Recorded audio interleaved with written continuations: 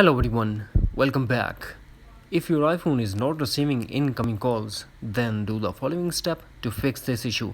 So, without wasting any time, let's get started.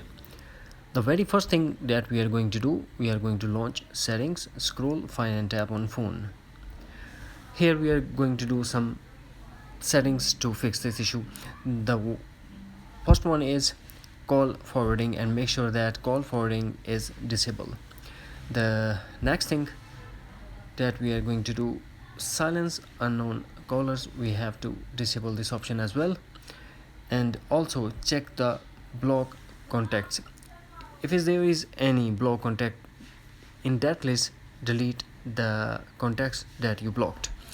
After that, hopefully you will get rid of this issue. If not, then go back to settings and tap on general, tap software update and update your iPhone to a latest iOS version.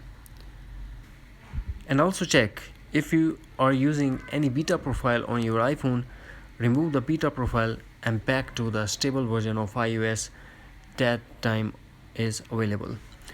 After that, what we have to do, we have to check the control center and make sure that do not disturb option is disabled.